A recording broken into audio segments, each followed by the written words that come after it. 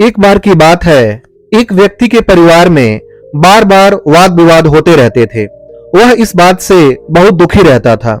तंग आकर उसने एक दिन सोचा कि अब मुझे संन्यास ले लेना चाहिए और घर पर बिना किसी को कुछ बताए सब कुछ छोड़कर जंगल की ओर निकल गया।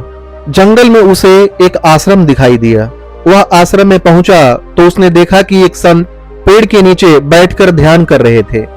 वह दुखी व्यक्ति संत के सामने बैठ गया और उनका ध्यान खत्म होने का इंतजार करने लगा। जब संत का ध्यान पूरा हुआ और उन्होंने आंखें खोली तो व्यक्ति ने संत से कहा कि हे गुरुदेव, मुझे अपनी शरण में ले लीजिए। मैं आपका शिष्य बनना चाहता हूं। मैं सब कुछ छोड़कर भगवान की भक्ति करने आया हूं।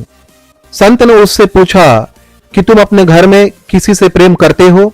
व्यक्ति ने कहा कि नहीं, मैं अपने परिवार में किसी से प्रेम नहीं करता। संत ने कहा कि क्या तुम्हें अपने माता पिता, भाई बहन, पत्नी और बच्चों में से किसी से भी लगाव नहीं है?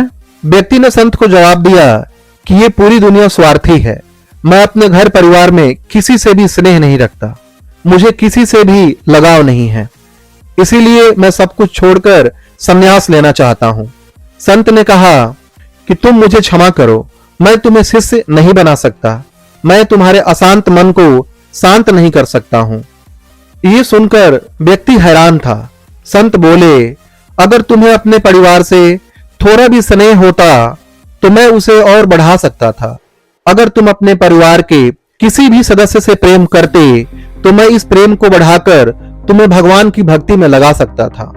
यदि तुम किसी व्यक्ति से प्रेम नहीं कर सकते तो भगवान से प्रेम कैसे कर सकते हो? लेकिन तुम्हारा मन बहुत कठोर है। एक छोटा सा बीज ही विशाल वृक्ष बनता है, लेकिन तुम्हारे मन में प्रेम का कोई भाव है ही नहीं। मैं किसी पत्थर से पानी का झरना कैसे बहा सकता हूं?